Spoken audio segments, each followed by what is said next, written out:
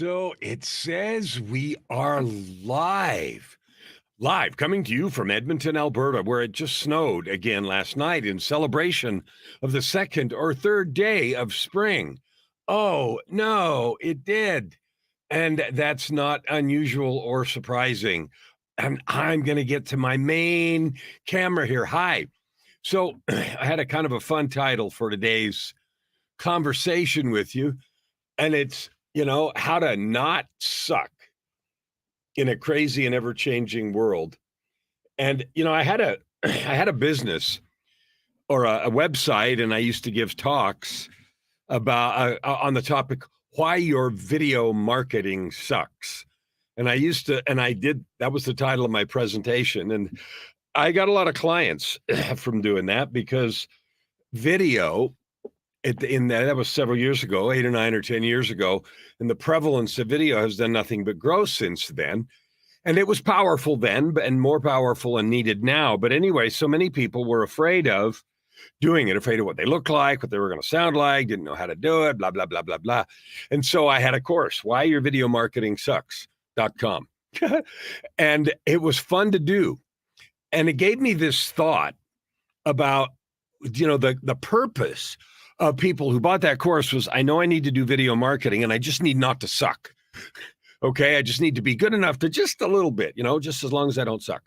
Well, that's past and people still are afraid of that, but it's not the name of a business I have right now. But the feeling is the same. I talk to so many people who inside they're bubbling with joy and yearning and wanting to do something. And at the same time, there's another voice, or almost it feels like another them. Stephen Pressfield calls it the resistance. It's saying, oh, you suck, or you're going to suck, or you might suck, or people might laugh or reject or ridicule or humiliate. All of those words are in there. And he gives examples in one of the books that I have called Put Your Ass Where Your Heart Wants to Be. That's a book by Pressfield from his study of Alexander the Great. And Alexander the Great was a young fellow. He only lived till he was 33, but he conquered everything he could see. Now, I'm not advocating war or conquest, but his attitude was, I can do this no matter what. I'm just going to go. And here's the thing. In that time, Alexander wore some very distinctive clothing. He had a double-plumed helmet, and he rode a very particular horse called Bucephalus, I think, that was large and very recognizable.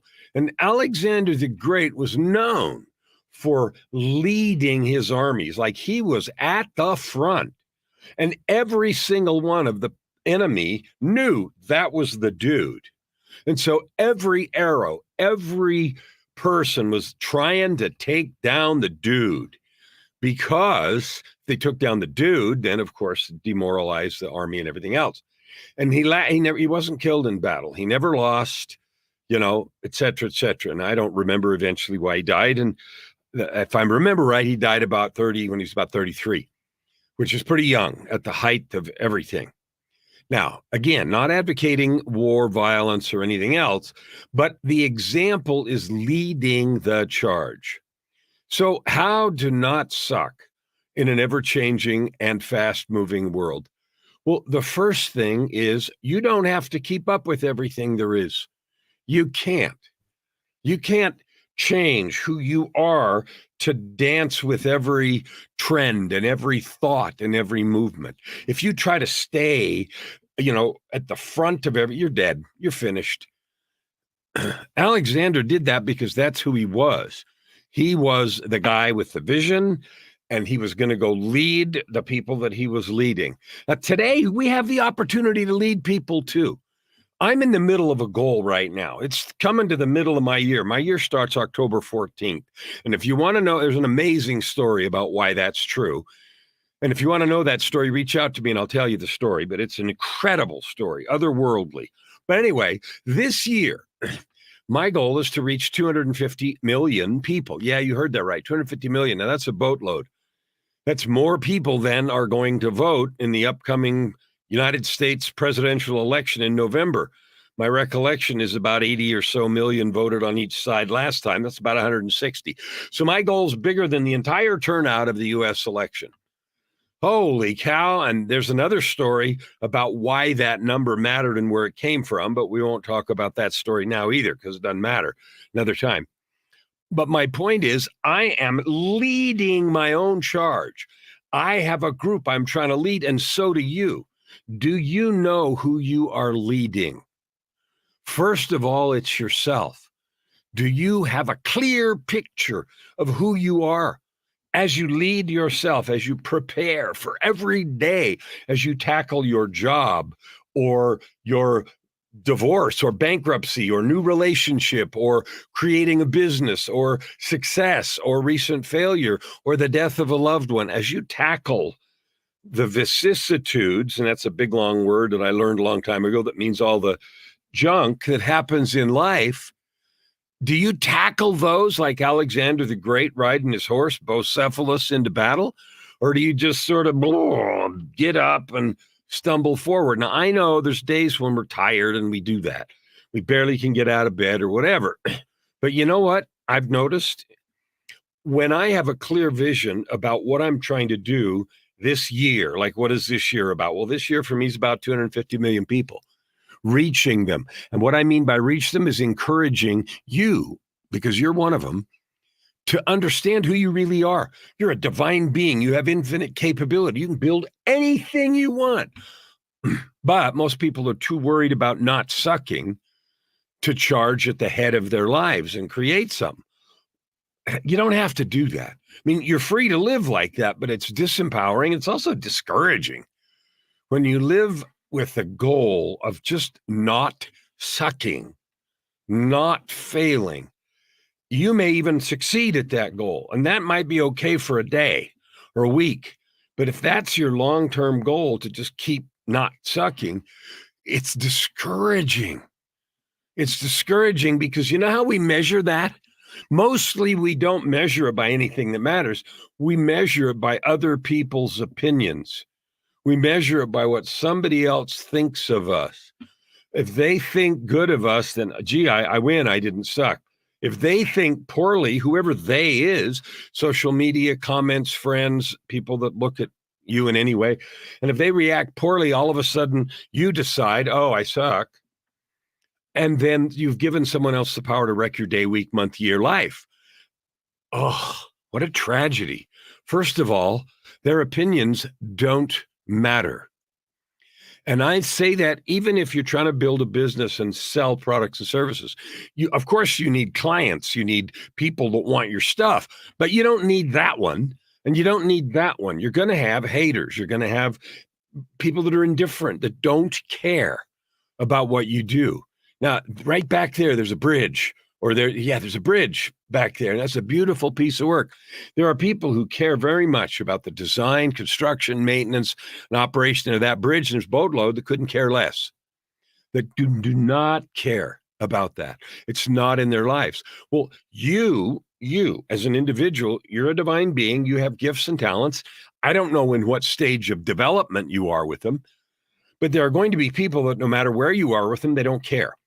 Our goal isn't to attract everyone or to speak to everyone or serve everyone. We can only do the ones that we can reach. And my goal this year is to reach a whole bunch. I don't know what your goal is, but a minimum goal of I'm going to just get through the day or the week or the project not sucking. That's a very limiting goal, and it creates discouragement. First of all, it's usually based on others' judgment. Second of all, it doesn't allow for expansiveness and growth. It doesn't provide you with vision and energy and excitement, right? Now, think of someone completing a hike. I saw someone the other day. In fact, I was reading a book, that's what it was, about a guy who climbed Mount Kilimanjaro shirtless. Clear up in that thin air and freezing cold with Wim Hof. And you guys probably know who that is.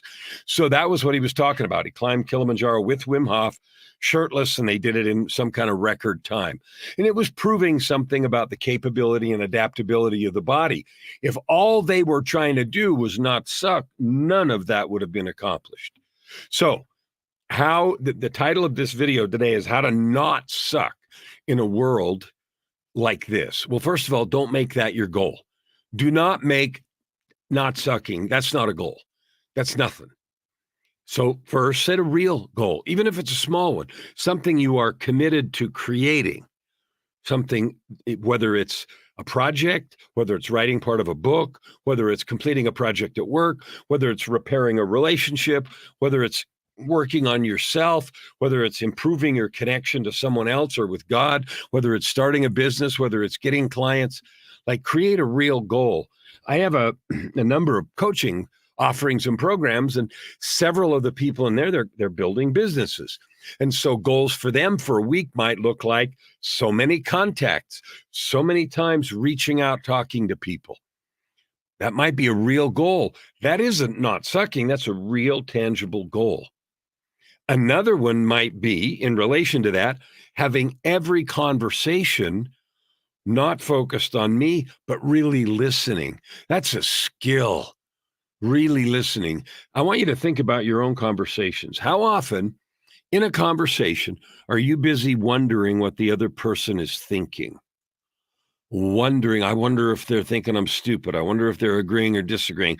I wonder, and half of your mind is busy doing something that's pretty useless, because if you're completely focused on talking to that person, you'll find out soon enough what they think when you stop talking. And then you invite that reaction and feedback. But that only works if you choose not to be afraid. Oh, if they don't like me, then I suck. Then your real goal was to say or do whatever was in that interaction and have them react positively. Again, that is a preciously poor, weak place to start. So don't tie your value to others' opinions. They don't matter. They don't matter. Now, the only way I know how to do that is to prepare myself in the morning. I wake up and I spend 2 or 3 hours in a morning creation process, a morning routine or ritual, if you will. Why do I spend so long? Because it feels good. I spend time working on my spiritual stuff, my physical stuff. That's particularly important to me because if you've read the books, you know, in 2018, I died and lost 35 pounds and was in a coma for, 17 or so days. And, I had to completely learn to walk and everything else. So over the last 5.5 years, I've been really working on trying to get my body back in shape. And then at the end of that year, something else terrible happened. So I had a period of 2 or 3 really, really interesting and opportunities to die and take another look at how life worked. All right. So that's just part of it. And then I study. Oh, I study. Why? Because I love learning. And I have an emotional part where I reach out to people. So I sent some messages this morning to people I love and care about, and people I love and don't know very well, and people who I want to connect with. And just to do that, to expand my emotional set of relationships. Emotional means all my relationships to me. So I spend a couple hours getting ready in the morning. And you know what I find? Then that means the rest of the day is a fun dance. I love it. I dance and I feel good. And you know what? It helps me show up. It helps me be a better person. And it helps me, guess what? Not suck, set other goals and accomplish them. So I have another goal today. I'm going to finish mastering 3 songs that are the next 3 that are going up on Spotify. One of those songs is called Freedom Beyond the Pain. And it talks about how to love and how to be free regardless of what's going on around you. One of them is called I Will Hold Your Heart. And it's a very emotional song. It was very difficult for me to sing that song after I wrote it, to get in the vocal booth and sing it so I could do it, because it's so emotional. I would often break down and weep. So I had to train myself to get past that. And the third one is one I'm going to do at a performance a week from tomorrow on Good Friday evening at an Easter celebration. And it's called The Brightest Way. And it's a song about my relationship with Jesus Christ. And that's also really powerful and moving for me. So the songs are done, they're recorded and they're mixed, and mastering is a studio process that brings them up to volume and levels that can be commercially released. Anyway, so that's something I'm going to do today. It's another goal. I have 2 people that I'm going to talk to today. One of them's brand new, never met him before. And I'm so excited at meeting this person. I get to just meet somebody new. I invite you. I do this all the time. I invite you to connect. I would love to talk to you. That's a sincere and real invitation. But it won't happen if you don't reach out, because I don't know who you are. So I can't reach out to you. I'd love to get acquainted with you and see your greatness and see what you are about and what is loving you. So preparation is how not to suck. Setting goals that matter to you, that are not on someone else's sheet, but yours. And if you choose to do something that someone else asked, then that's fine. But lean into it and love it and do it with full joy, and then it won't suck. The third piece is about mistakes. No matter what you plan to do, no matter what you think you're going to create, there are going to be rough spots. There are going to be things that didn't go like I wanted. The answer is forgiveness. Now, let's explore that for a minute. Forgiveness doesn't mean pretending. It doesn't mean pretending things didn't happen. If I make a mistake, or you do, I have a saying in my PTAC, my personal truth document, that says, I am that when I fall or fail in any of my declarations, I get up, I fess up, I clean it up, and recommit. So get up is obvious. I'm knocked down, I get up. Fess up means I describe or explain whatever I need to whoever it is. I ask for, forgiveness, or, hope, do whatever I can to repair the situation. And that's clean it up and then recommit. I'm recommitted. So all of those things, they're part of doing it. And that forgiveness is a really simple principle. It is a choice to no longer allow past events to have power in the present. Now, I'm going to give a brief explanation, but I wrote a whole book about that called Forgiveness because I needed it. But there's two kinds of things, either mistakes you make or things people do that hurt you.